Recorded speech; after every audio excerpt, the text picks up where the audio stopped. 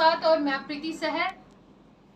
2 दिन पहले एक ट्वीट किया गया माननीय प्रधानमंत्री जी द्वारा, और वो ट्वीट क्या था? वो ट्वीट ये था कि 27% आरक्षण जो है ओबीसी के जो लोग हैं उनको दिया जाएगा, और 10% के जो है इकोनॉमिकल वीकर जो है उनको दिया जाएगा।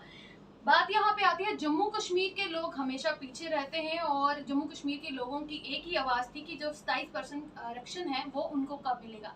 और ये 27% आरक्षण जो है ये सिर्फ डेंटल जो है उनको मिला गया है।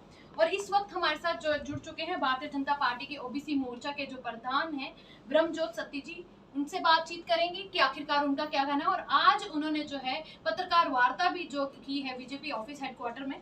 तो पहले तो बहुत स्वागत है सर आपका। धन्यवाद प्रीति जी।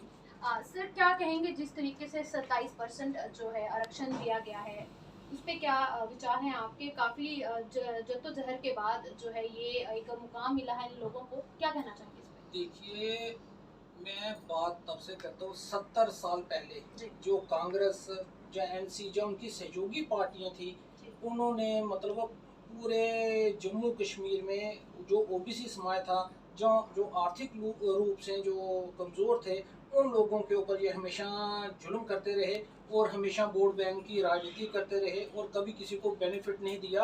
आज हमने जो एक प्रेस कॉन्फ्रेंस रखी थी, उसके ये था कि जो हम प्रधानमंत्री मोदी जी और उनकी सरकार द्वारा जो एक निर्णय लिया, ऐतिहासिक निर्णय लिया था, जिसमें ओबीसी समाज को 27% और जो ईडब्ल्यूएस है जो जनरल में आते हैं उनको 10% का जो कोटा मिला, उसके लिए हमने उनको बधाई दी। ओबीसी समाज बहुत ही खुश है और मेरे को लगता है और जो भी थोड़ी सी प्रॉब्लमें हैं, और हमारी जो प्रदेश बीजेपी है, अरविंदर रैना जी हैं हमारे अध्यक्ष, और अशोक कौल जी हैं संगठन मंत्री, और बाकी भी जो सीनियर नेता हैं वो भी लगातार प्रयास कर रहे हैं कि जो भी ओबीसी समाज की जितनी भी ज़रूरतें थी उसको हम धीरे धीरे पूरे जी, सवाल यहाँ पे रहता है कि जिस तरीके से 1992 से सुप्रीम कोर्ट ने ऑर्डर पास कर दिया था, लेकिन चलो मौजूदा सरकार ने ये जो है ऑर्डर पास नहीं किया, लेकिन 7 साल से बीजेपी भी थी, और माननीय प्रधानमंत्री जी जो है उन्होंने मौलाना आज़ाद स्टेडियम में और हीरानगर में ये बात की थी कि 370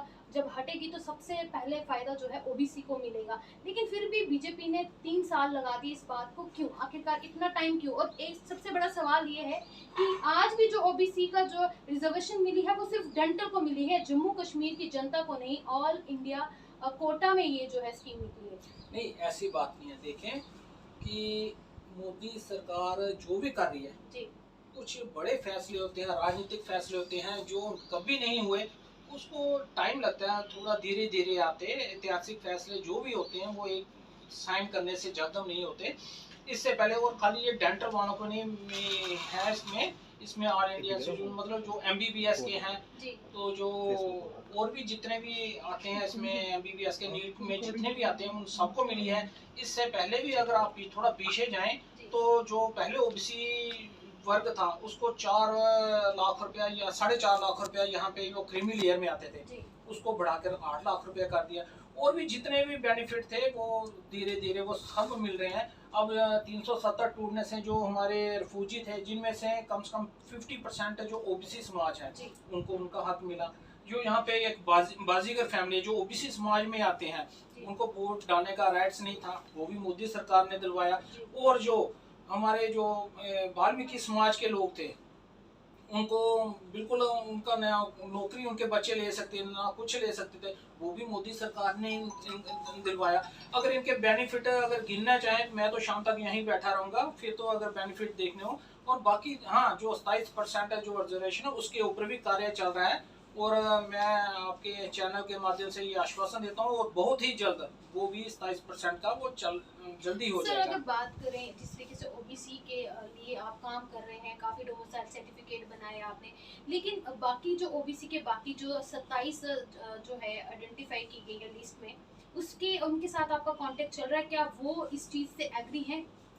बिल्कुल, उनसे भी हमारा कांटेक्ट चल रहा है। और देखें, जब ओबीसी की बीजेपी ओबीसी मोर्चा बना तो इसमें हर एक कम्युनिटी को हमने जगह दी होती है, अपने स्टेट ऑफिस बीरन में दी होती है, हमारे मंडलों में जिलों में सभी कम्युनिटियों को उसमें हिस्सेदारी होती है। तो बाकी उनसे बात चाहे और ग्राउंड लेवल की अगर ग्राउंड लेवल में देखना हो, देखिए अभी मेरे को 1.5 साल हुआ बने हुए, मतलब 500 दिन हुए मेरे को अध्यक्ष बने हुए। और मैं आपको ये बताना चाहता हूँ कि इन 500 दिनों में ओबीसी मोर्चा जम्मू कश्मीर ने 1000 से ज्यादा कार्यक्रम किए हैं, आधे से ज्यादा वो सोशल कार्यक्रम है।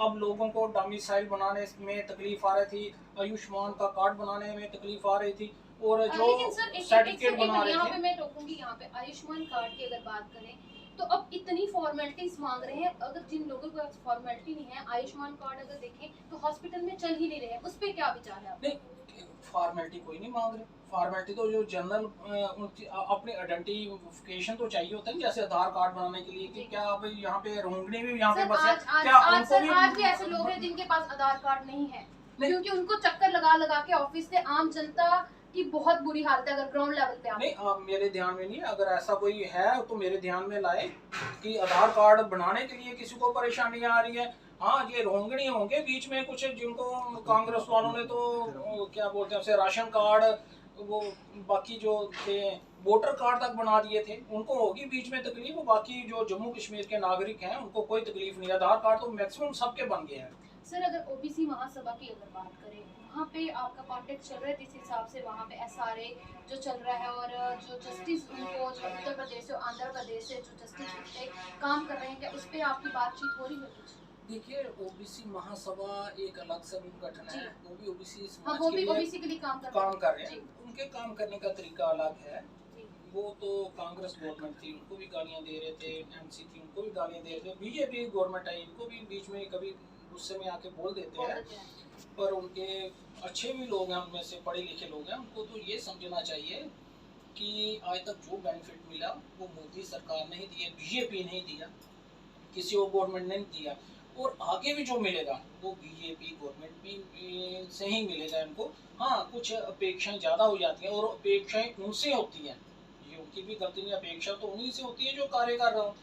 जो कार्य नहीं करते थे उनसे उनकी अपेक्षा नहीं थी। बाकी उनको वैसे भी कोई घबराने की जरूरत नहीं, जल्दी उनकी वो भी अगली समस्या भी सारी हल हो जाएंगी। ज़्यादा समय ना लेते हुए आखिरी सवाल, काफ़ी खुशी आपने व्यक्त की है कि लोगों को जो डेंटल जो एमबीबीएस है उनको जो है ओबीसी की जो रिजर्वेशन मिल रही है, लेकिन जम्मू कश्मीर के साथ भेदभाव उनको क्यों नहीं रिजर्वेशन मिल रही है? वो अभी भी आज भी वो उसी चीज़ पे अटके हुए हैं। उसके लिए क्या विचार? उसके लिए आपने सोचा कि माननीय प्रधानमंत्री जी के साथ बात करेंगे, या जिस तरीके से आपके रशपाल जो नेशनल सेक्रेटरी हैं उन्होंने भी आज बात की कि माननीय सबका साथ सबका विकास और सबका विश्वास जो माननीय प्रधानमंत्री जी के साथ ही संभव है?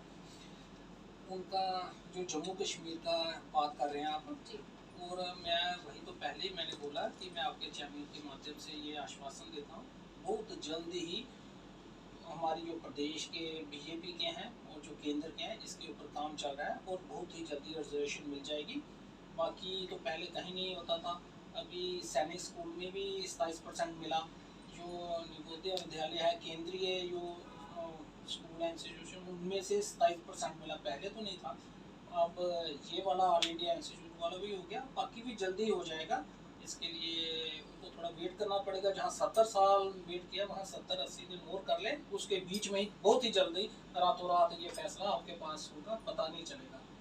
तो ये खास बातचीत थी हमारी जो है बीजेपी ओबीसी मोर्चा के जो है प्रधान है ब्रह्मजोत सती जी का कहना है कि जहाँ पे 70 साल इन्होंने इंतजार किया है लोगों ने, वहाँ पे 70-80 दिन और इंतजार करें। चलो देखते हैं कि वादे क्या सच में पूरे होते हैं या ये भी किताबों में रह जाती है। तो चलो, ये खुशखबरी है ओबीसी मोर्चा के और उन लोगों के लिए जो काफ़ी इंतजार कर रहे थे लंबे अरसे के बाद, जो है उनकी जो है कम से कम एक जो डेंटल सर्जन जो है और जो एमबीबीएस है उनकी जो है मुराद पूरी हुई है। तो मेरे साथ जुड़ी रहेगा अगले अपडेट्स के लिए। मैं प्रीति सहर, ट्रू वॉइस के साथ। जय हिंद, जय भारत।